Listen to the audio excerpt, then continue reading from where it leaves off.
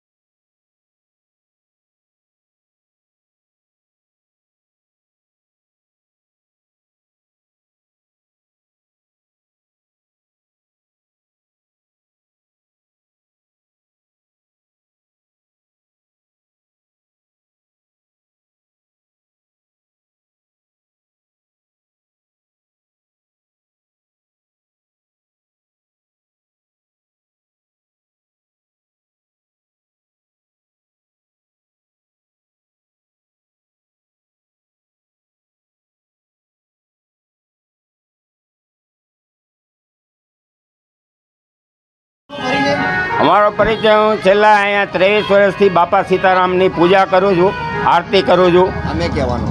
અમે અહીંયા આ રીતે મંડળની અંદર સેવા પૂજા કરીએ। 23 વર્ષ પહેલાં એકલો ઓટલો હતો, અત્યારે અમારી પ્રગતિ સારી છે। દર પૂનમે બટુક ભોજન થાય છે। દર વર્ષે પાઠ ઉત્સવ ઉજવીએ। એ પાઠ ઉત્સવની અંદર જે કંઈ અમારી પાસે પૈસો આવે એની અંદર અમે શાંતિ રથ લાવ્યા છીએ। માણસ મરી જાય એના માટેની આ સગવડ છે। આ કામ ઘણા વર્ષોથી અમારા મંડળના જે કાંઈ ઊભા માણસો એનો સાથ સહકાર વધારે છે। અહીંના કૃષ્ણનગરના જે દાતાઓ છે એનો બી બહુ અમને સાથ ને સહકાર છે। એના હિસાબે જ આ ચાલે। જે લોકો અમને મદદ કરે છે એનું બાપા સીતારામ સારું કરે। બાપા સીતારામની યાત્રા અમારી અહીંથી બગીચાથી નીકળે છે તો અમારા કૃષ્ણનગરની અંદર ફરતી ફરતી બધે આવીને પહેલાં રાધા કૃષ્ણના મંદિરે જાય। પહેલાં મારા ઘરે બાપા સીતારામનું મારું ઘર અહીંયા છે, ત્યાં એના ફૂલહાર થાય, એની આરતી થાય, પ્રસાદ વેચાય। ત્યાંથી નીકળીએ પછી બાપા સીતારામની પાછળ બીજી એક મઢુલી, ત્યાં પણ આરતી થાય। આરતી થયા પછી કૃષ્ણનગર રાધા કૃષ્ણનું મંદિર છે, ત્યાં બેન્ટ વાજા સાથે અમે બગી સાથે બધાય ગરબા રમીએ છીએ। ગરબા રમતા મહાકાળીનું મંદિર છે, ત્યાં પણ અમે પગે લાગીએ છીએ, દર્શન કરીએ છીએ દર સાલ।